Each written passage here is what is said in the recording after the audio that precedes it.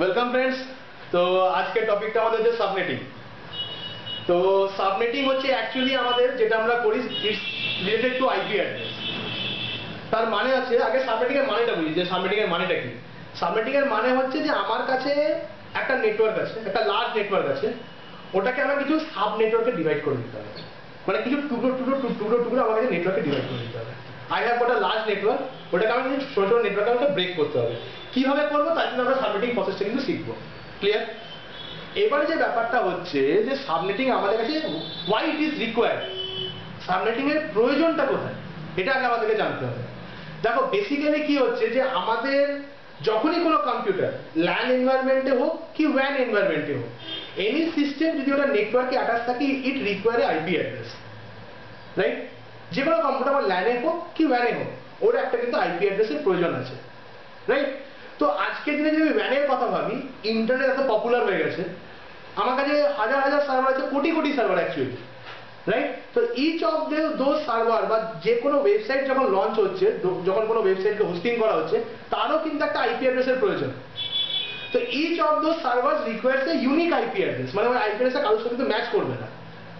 তো এর ফলে দেখা গেল যে যত ইন্টারনেট পপুলারিটি বাড়ছে, আইপি অ্যাড্রেসে অনেক শর্টেজ দেখা গেল। একটা লিমিটেশন আছে তো আইপি অ্যাড্রেস দেওয়ার, তো অনেক শর্টফল কিন্তু এই আইপি অ্যাড্রেস আমরা কিন্তু পেলাম। তো এই শর্টেজ অফ আইপিটা কেন হয়েছে? এর কারণ হচ্ছে প্রচুর আইপি আমাদের মিসইউজ হয়েছে। আমাদের প্রচুর আইপি কি হয়েছে? মিসইউজ হয়েছে। Let me give you an example. Basically তোমরা যেটা করছো, তোমরা অলরেডি নেটওয়ার্কে কিছুটা এগিয়েছো। আমি তোমাকে একটা কথা বলি, সাপোজ ধরে নাও আমার কাছে দুটো রাউটার আছে, এটা হচ্ছে আমার রাউটার 1, এটা হচ্ছে আমার রাউটার 2। খুব ভালো করে বোঝো, ঠিক আছে? এবার এইগুলো রাউটার যখন একটা ওয়্যান লিঙ্ক দিয়ে কানেক্টেড আছে, রাউটার কত ওয়্যান লিঙ্ক দিয়ে কানেক্টেড হবে, তখন ওকে দুটো লিঙ্কে দুটো আইপি ওর লাগবে। তো দুটো লিঙ্কে যদি দুটো আইপি ওকে নিতে হয়, ওকে কি করতে হবে? আইএসপির কাছ থেকে ওই আইপিটাকে ওকে কিনতে হবে। তো আইএসপি পার্টিকুলারলি কোনো আইপি কিন্তু বিক্রি করে না, এটা আমাদের ঢুকি না। আইএসপি একটা নেটওয়ার্ক অ্যাড্রেসকে বিক্রি করে। ক্লিয়ার? নেটওয়ার্ক অ্যাড্রেসকে বিক্রি করে। তো আইএসপি ধরে ওকে একটা অ্যাড্রেস দিল, সাপোজ ধরে 200.200.200.0 নেটওয়ার্কটা বিক্রি করে দিল, ঠিক আছে? তো এই যে যেহেতু তোমরা আইপি অ্যাড্রেসের ক্লাস যেহেতু করেছো, এবার বোঝো এই যে নেটওয়ার্ক অ্যাড্রেসটাকে বিক্রি করলো, এখানে কতগুলো ভ্যালিড আইপি আছে? টোটাল 254 আইপি আছে, রাইট অর রং? কারণ আমি যদি সাবনেট মাস্ক বসাই 255.255.255.0, তা আমি বুঝতে পারছি এতগুলো হচ্ছে আমার নেটওয়ার্ক বিট, আর এটা হচ্ছে আমার হোস্ট বিট। তাহলে স্টার্টিং ফ্রম 1 to 255 আমার এটা যাচ্ছে টোটাল আমার রেঞ্জটা, মানে সরি 0 to 255। তো যদি একটা অ্যাড্রেস আমার নেটওয়ার্ক অ্যাড্রেসে চলে গেল, একটা অ্যাড্রেস আমার ব্রডব্যান্ড অ্যাড্রেসে চলে গেল, তো 1 থেকে নিয়ে 254 এই টোটাল রেঞ্জটা আমার কিন্তু এখন কি আছে? Valid IP range. এবং এটা ওনার কি এখন আমি ক্লিয়ার কি ক্লিয়ার না? এবারে আমাকে কটা আইপি এখানে লাগবে? দুটো আইপি, রাইট? তো এখানে আমি সাপোজ আইপিটা দিলাম 200.200.200 এই দিকের ইন্টারফেসে, রাউটার মানে ইন্টারফেসে .1, ঠিক আছে? সেম .2 আইপিটা আমি এখানে দিলাম। তো দুটো আইপি এখানে আমি ইউজ করলাম। তো আমার 254 আইপির মধ্যে কটা আইপি আমি ইউজ করলাম? 2 আইপি অ্যাড্রেস। ক্লিয়ার কি ক্লিয়ার নয়? বাকি এখনো কটা বেঁচে আছে? 252 আইপি।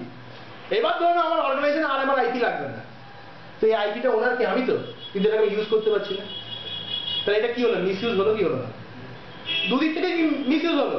যারা আমাদেরকে আইপি অ্যাড্রেস দিচ্ছে তাদের কাছ থেকে স্টক কমে গেল, এবং আমার যতগুলো আইপি দরকার ছিল তার থেকে বেশি স্টকের আইপি আমার কাছে আছে, এবং তার এগেইনস্টে আমাকে পেমেন্টও করতে হচ্ছে। ক্লিয়ার? তো এই একটা মিসইউজটাকে স্টপ করার জন্য আমরা সাবনেটিং এ করি। তো before I proceed to subnetting, আমি একটা কথা বলে দিই। সাবনেটিং এর বাই দ্য মানে টেকনোলজি অফ সাবনেটিং, আমরা সাবনেটিংকে ইউজ করে মিসইউজ অফ আইপি কে তো কমাতে পেরেছি, but this is not a permanent solution. Let me tell you, this is not a permanent solution. এইটাকে পার্মানেন্টলি মানে এর পরেও কিন্তু আইপি অ্যাড্রেসের শর্টেজ কিন্তু পাওয়া গেছে। কেন? এর পরেও কিন্তু আইপি অ্যাড্রেসের শর্টেজ কিন্তু পাওয়া গেছে, আমি বলে দিই। এর কারণ হচ্ছে আগামী দিনে একটা টেকনোলজি আসতে চলেছে আমাদের দেশে। সেই টেকনোলজিটা কি? যে কোনো ইলেকট্রনিক ডিভাইস কিন্তু একটা আইপি অ্যাড্রেস নিয়ে পড়ে তৈরি হবে। মানে একটা গাড়ি তার একটা স্পেসিফিক আইপি থাকবে, একটা এসি তার একটা স্পেসিফিক আইপি থাকবে, একটা কম্পিউটার তার একটা স্পেসিফিক আইপি থাকবে, মোবাইল ফোন আমরা জানি ভয়েস ওভার আইপি তার একটা স্পেসিফিক আইপি থাকবে। কেন? যে কোনো ডিভাইস তুমি যদি ভাবো তাহলে ওয়াশিং মেশিন তার একটা স্পেসিফিক আইপি থাকবে। কেন? এই যুগটা আসতে চলেছে, এটা আজকে মাথায় তোমরা ঢুকিয়ে নাও। মানে যাই ম্যানুফ্যাকচারিং হবে ইলেকট্রনিক্স তার একটা আইপি থাকবে। ডিজিটাল ইলেকট্রনিক্স যেটাই ডিভাইস হবে ডিজিটাল ইলেকট্রনিক্স এর মধ্যে, অ্যানালগ বলছি না, তার কিন্তু একটা আইপি থাকবে। কেন?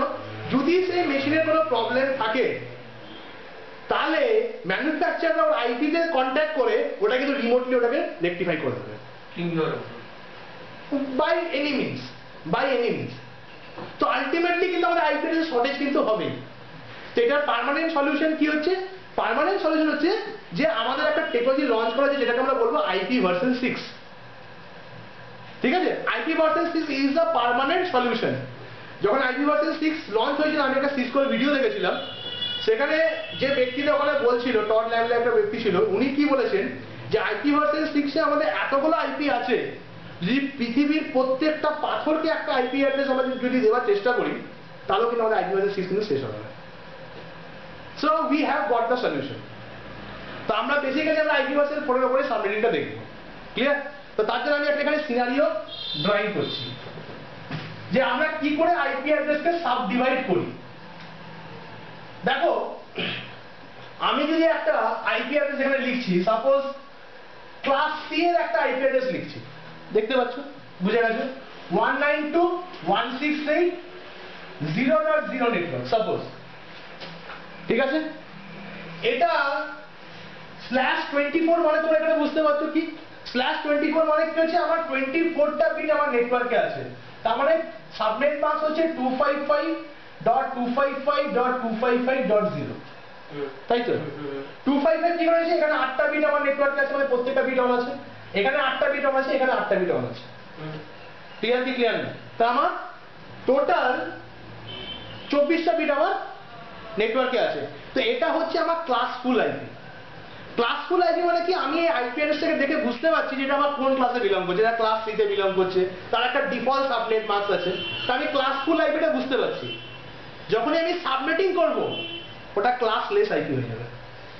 মানে না ওই আইপি অ্যাড্রেসটা ক্লাস সি তে থাকবে, না ওটা বি তে থাকবে, না ওটা এতে থাকবে। সেই জন্য সাবনেটিং কে আমরা কি যখনই করব ওটাকে আমরা ক্লাসটাকে ভেঙে দেবো। ক্লাস কি করে ভাঙবো? ও সাবনেট মাস্কটাকে আমি ক্লাসলেস করে দেবো। বুঝতে পারছি না? দেখো আমি বোঝাচ্ছি।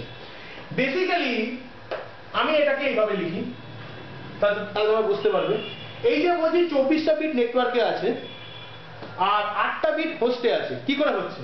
আমি এখানে লিখছি 1 2 3 4 5 6 7 8, 1 2 3 4 5 6 7 8, 1 2 3 4 5 6 7 8, 1 2 3 4 5 6 7 8। এটাই তো সিনারিও, রাইট?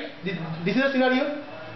তো আমি এবার কি করতে চাইছি, এটাকে এই আইপি অ্যাড্রেসে কিছু স্মলার নেটওয়ার্ক মানে সাব নেটওয়ার্কে আমি এটাকে ডিভাইড করব। ঠিক আছে? সাব নেটওয়ার্কে আমি এটাকে ডিভাইড করব। কি করে করবো? দেখো, সাব নেটওয়ার্কে ডিভাইড করার জন্য আমাকে আমার হোস্ট বিট থেকে পার্টিকুলারলি একটা বিট আমাকে নেটওয়ার্কে নিয়ে নিতে হবে।